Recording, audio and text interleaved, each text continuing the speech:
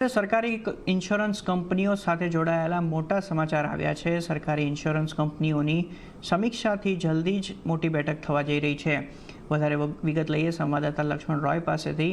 लक्ष्मण जी, सरकारी इंश्योरेंस कंपनियों को लेकर क्या खबर आई है?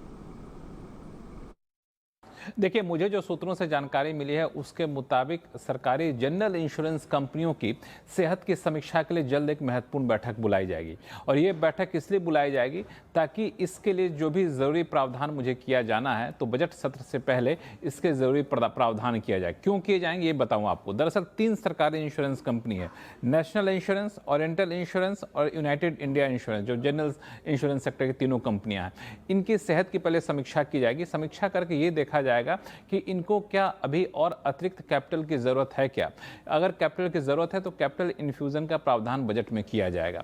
और इसलिए इनकी समीक्षा की जाएगी क्योंकि सरकार ने पहले कहा था कि 3 जनरल इंश्योरेंस सेक्टर की सरकारी कंपनियों का मर्जर किया जाएगा। फिर बाद में हुआ कि नहीं, उनमें से किसी एक को हम लिस्ट करेंगे, उसका प्राइवेटाइज करेंगे, उसका निजीकरण किया जाएगा। तो इन सारे पुराने प्रस्तावों पर सरकार फिर से सक्रिय होकर के विचार करना चाहती है। विचार करने के पीछे वजह है कि बीच में इन कंपनियों की हालत सुधरी थी, लेकिन फिर कुछ एक क्वार्टर में इनकी हालत थोड़ी सी कमजोर हुई है।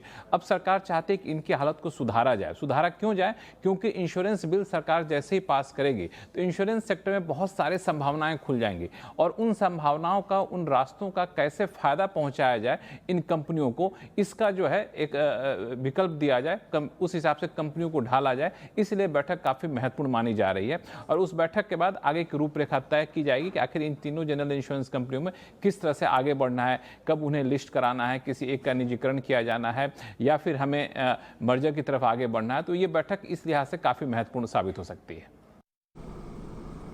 जी शुक्रिया लक्ष्मण जी।